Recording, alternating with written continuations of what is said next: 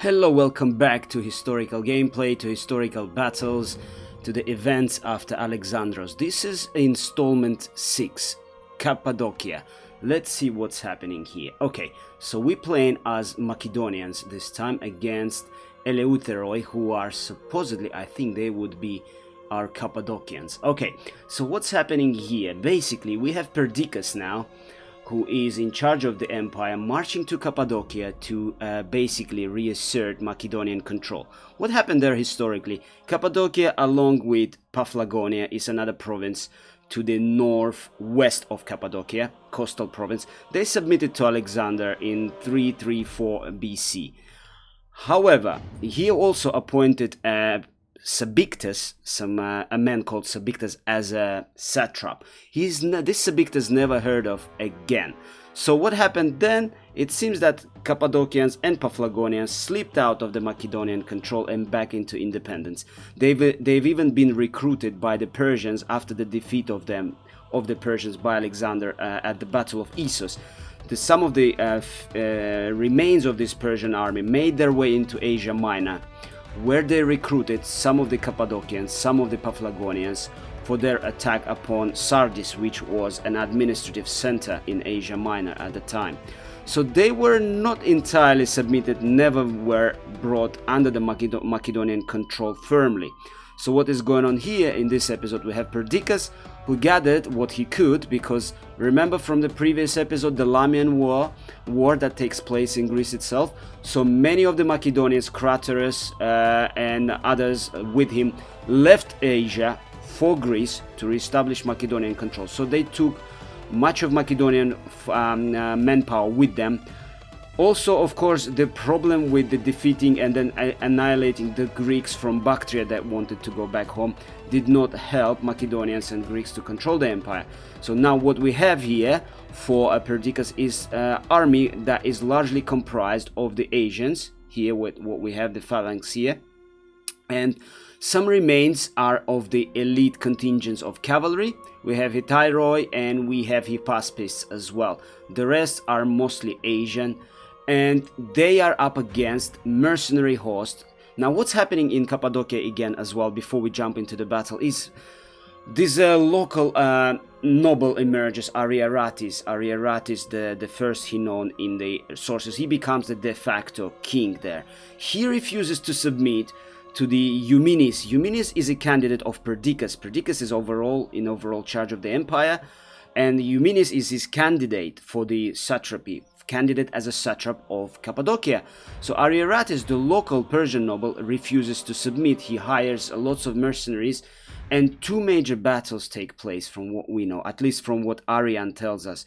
Two major battles take place. Ariaratis and his mercenaries eventually defeated, and it depends on the source you look at. Ariaratis, he was 82 years old. He's either crucified or hanged, so he was basically captured and then either crucified or hanged, and Eumenes was established as the satrap of the area. So let's jump straight into the fight.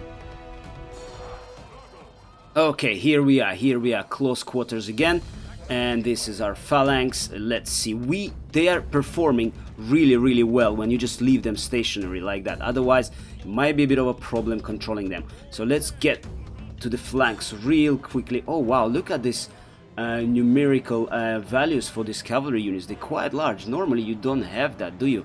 Alright, so what we have here, yes, phalanx is holding. They have stopped just before charging us, interestingly.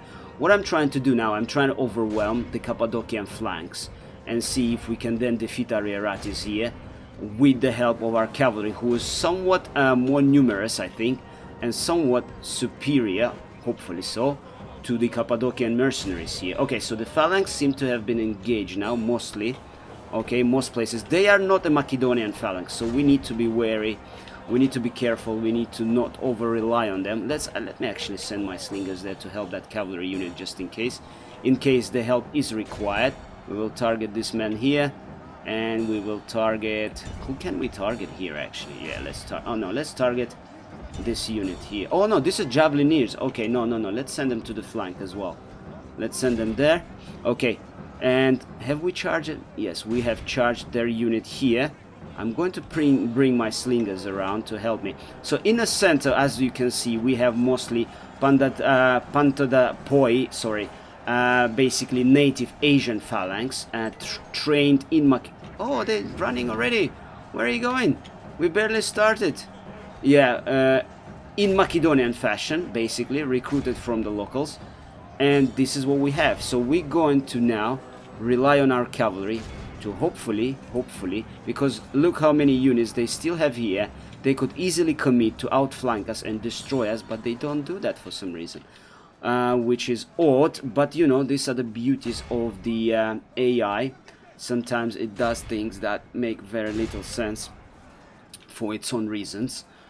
Only the AI knows. And yeah, so we're going to try and actually target this unit for now. So we're doing okay.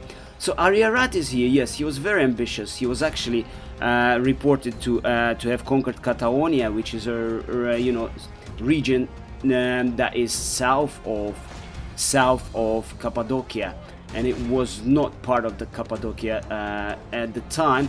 So he's credited with conquering that as well, and you know, absolutely refused to submit to Perdiccas.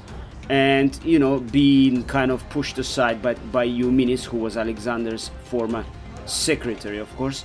And yeah, so these two battles have ensued, and eventually, unfortunately for him, he was defeated. Yes, he was defeated, crucified or whatever, but he was very affectionate towards his brother Ariarates, so he adopted as his successor his brother's son, who would be known as Ariarates II. What would happen to him is actually in the game, he's in the mod. What we have him is our Yervant, who is Armenian faction leader at the start of the game.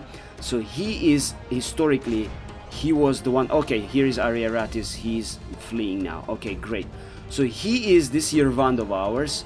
He is credited with giving Ariarates II, adopted son of this Ariarates that is fleeing right here, of giving him an army, Armenian army, to come and, you know, destroy the Macedonians. So he comes back with this force, mainly comprised of Armenians, and he manages to kick Macedonians out of Kappadokia.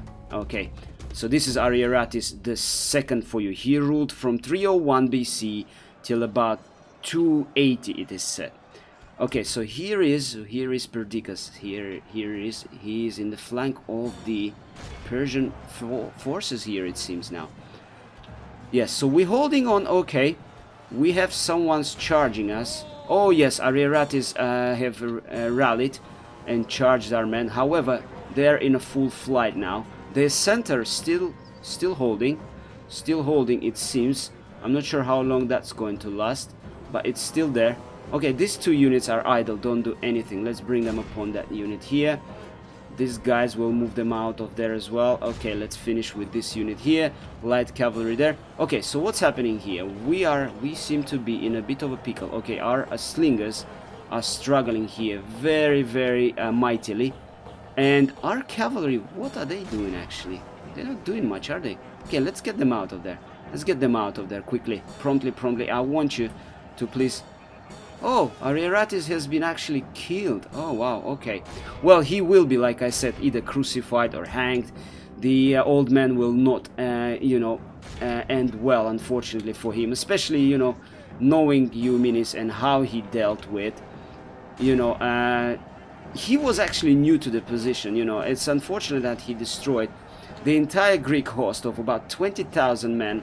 After, I think it was our first episode, wasn't it, about this Grexit I was mentioning, when all they wanted was to go home, and then they were promised that if they surrender, they will just go back to their to Bactria. However, Perdiccas ordered the slaughter, unnecessary in my opinion, very bad for the Greek and Macedonian control in the future, because of course manpower shortages and all of that stuff. But he was new to the positions. He probably still trying to prove his mettle, and you know, to prove himself a capable and, you know, authoritative figure. And yeah, not a very wise move in a long run, I would say, but that's what he did. And here again, he is trying to set up an example, probably using the, you know, old Arieratis here to do that. Okay, so are we done here yet? Okay, so our phalanx is holding on mightily. We are okay here. Let's try and maybe turn them around. I don't know, there is no need for it really, because I think most of the Kappadocians here are in full flight, it would seem to me. So yes, but yeah, Arieratis' nephew, like I said, the adopted son. Oh shoot, I'm about to lose. Is that Eumenes here? Yeah, I'm about to, or is it probably Perdiccas himself? Yes, so he would be known, like I said, as Arieratis II, and he would come to actually, yes, overthrow the Macedonians at some point with the help of Armenians. And you can actually, this is in the events, the yearly events, I think, included. And also we have a script that was designed by me and implemented by Quintus, whereby you have certain things to do and certain things occurring when and if you are involved as Armenia, as Hayastan, in those affairs surrounding conquest of Kappadokia.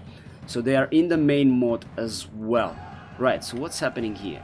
Alright, this is our men, aren't they? Yes, let's charge. And this phalanx is really moving really slow. Okay, let's see. Alright, this is our cavalry unit. I'm not sure who, they're still rallying, it seems, this Arieratis mercenaries, even though he himself is, I think he's got killed. Oh gosh, is this our slinger unit? Let's just move them out of there. Yes, but our phalanx is holding strong. If they do come to challenge us, we should be able to deal with them, hopefully, quite comfortably. Here we are in a position, and I'm going to use my slingers here. I'm afraid, to be honest with you, to fiddle with the phalanx too much. They're very fragile. As soon as you click, well, my experience was click attack, right click, they just walk straight into the enemies.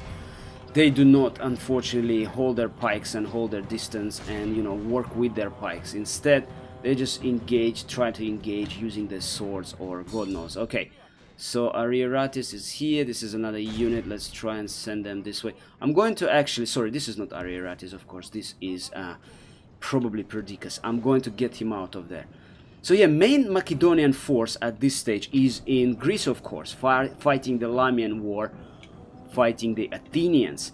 So what we have here is this leftovers and some cavalry contingents that are elite. We have some contingents also of Hypaspists here, but the rest, as you can see, main battle line is predominantly Asian. Okay, and where are we here now? Alright, let's see what else we can do here. Okay, so we have a couple of more units doing absolutely nothing here. We're going to send them to the flanks. We're going to move phalanx forward. We're going to move our archers here. Oh, and here we are. Okay, so this is it. This is the Battle of Kappadokia. This was a big one. I'm very pleased compared to the last episode when we have small Macedonian and Greek detachments fighting it off. Okay, so thanks a lot for watching, guys. Hope you enjoyed it. Subscribe to the channel, and I'll see you in the next battle. Thank you.